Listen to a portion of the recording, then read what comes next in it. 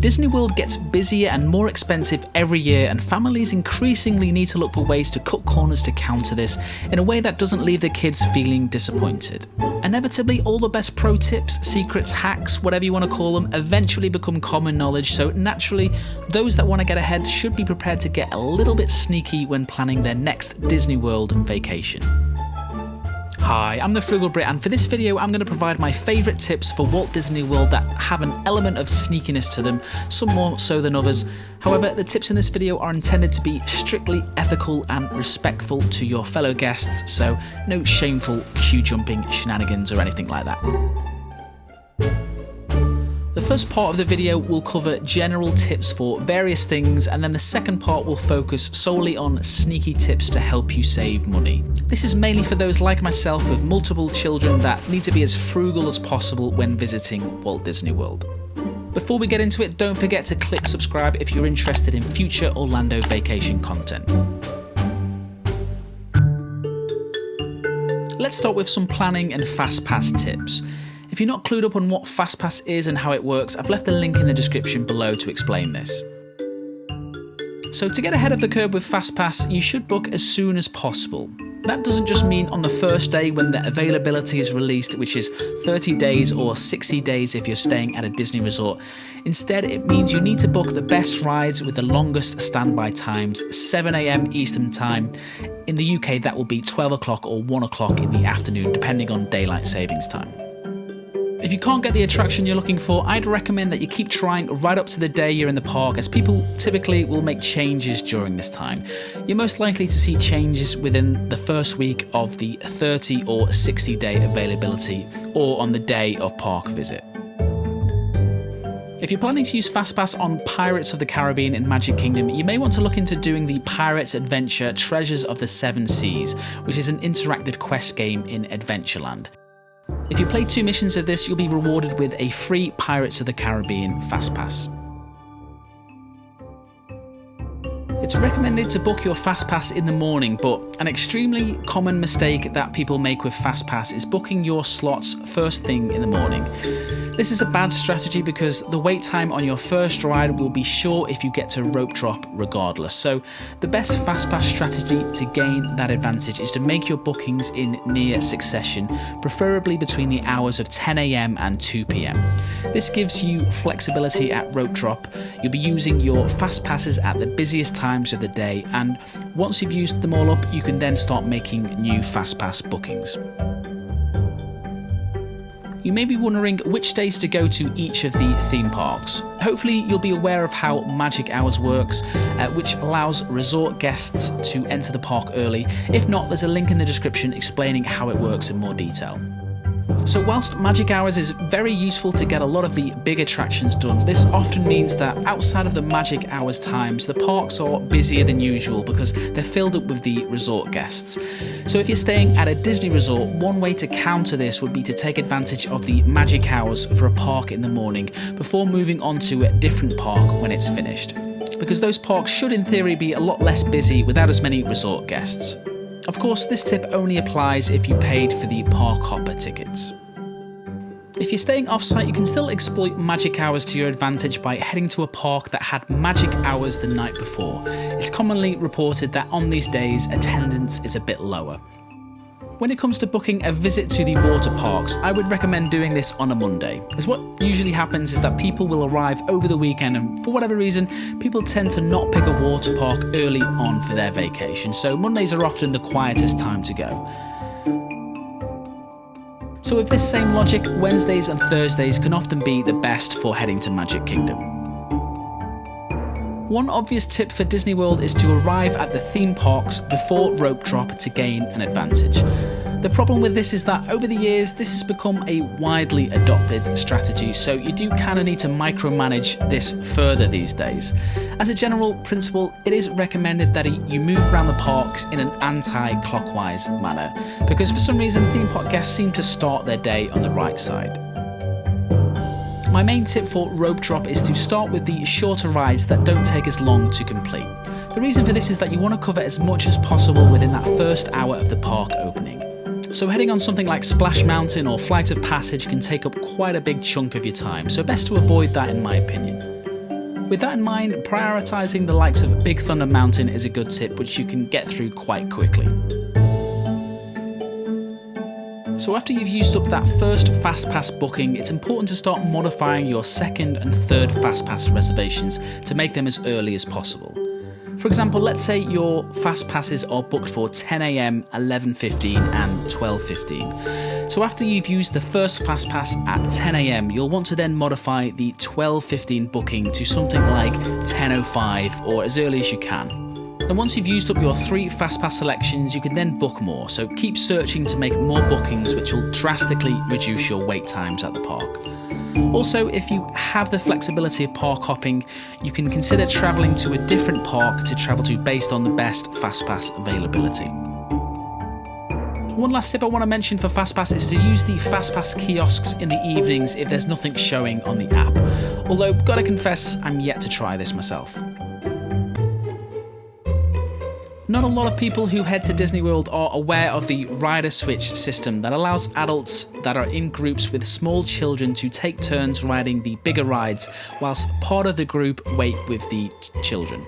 So here's how that works. So let's say there are 4 adults and 1 child. Group 1 has 2 adults and Group 2 has 2 adults and 1 child.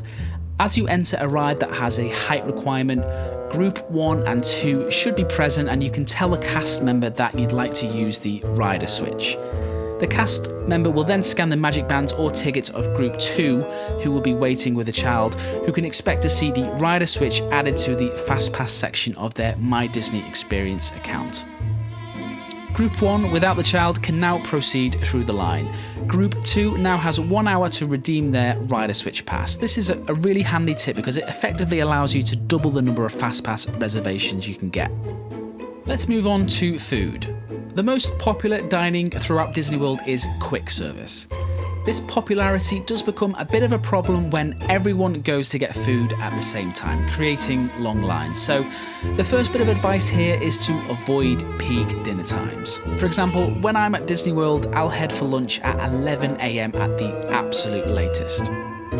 The best tip I can give when it comes to quick service is to use the mobile food ordering option within the My Disney Experience app. This can save you a lot of time. For example, this allows you to order food whilst queuing for a ride, then you can head over to collect your food when you're done. Some locations even have an exclusive menu only for mobile ordering. Unfortunately though, not all the quick service restaurants offer mobile ordering, which is a shame, but most do. If you're having trouble booking a table service restaurant in Disney Springs, OpenTable.com have been known to show available reservations when the Disney app isn't showing anything. Unfortunately, OpenTable doesn't show this for every restaurant, Chef Art Smith's being notably absent, however, most are available. The Magic Kingdom parades don't usually require lining up way ahead of time, though Main Street USA will have lots of people waiting way beforehand most of the time. My sneaky tip here is to watch the parades either from Frontierland where it starts or from the front of the park where it ends. The best way to view the fireworks in Disney World is in Main Street USA or its surrounding areas, but a sneaky tip to avoid the crowds would be to watch these from behind the castle in New Fantasyland. It's a lot less crowded here and provides a different perspective given that you're in the midst of the fireworks. Unfortunately, you won't be able to see the projections from this area, which is definitely worth seeing, so it's not something I'd recommend for any first timers.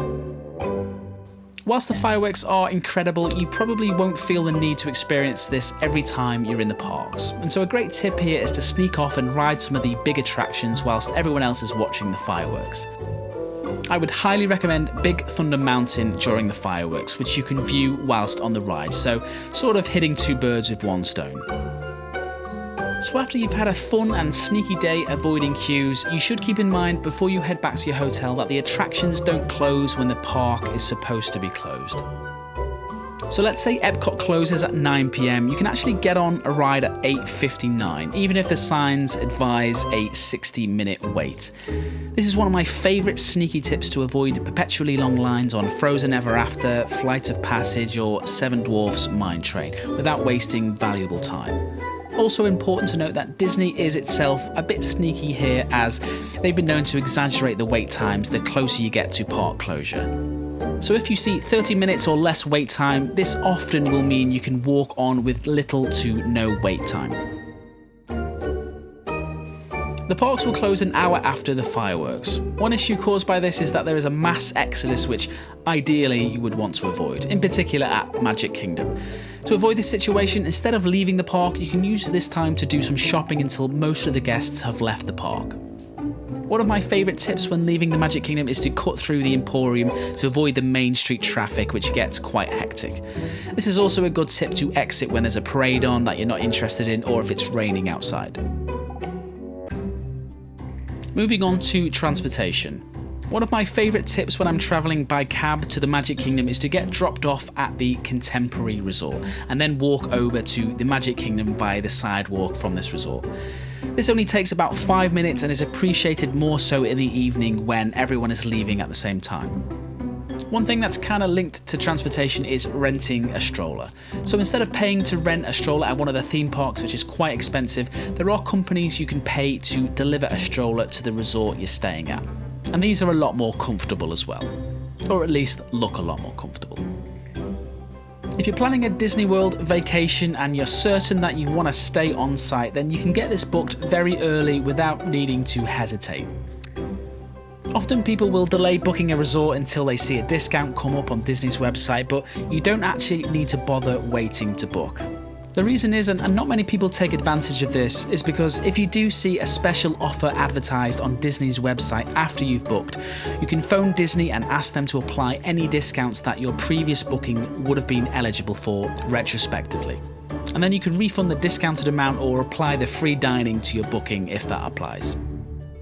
One really useful tip if you're staying on site is to use bell services to take care of your luggage if you've arrived early before your room's ready, which allows you to use this time to head out to the parks. When your room is ready, just head to your room and call bell services to drop off your luggage. Also, if you're not flying home until late on your last day, you can leave your bags with bell services, head out to the parks, and then pick them up before your flight in the evening. Do note that there is an expectation to leave $1 per bag tip when doing this. Alright, so I appreciate that some people who plan a vacation at Disney World just want to have the best and most magical time without any compromises.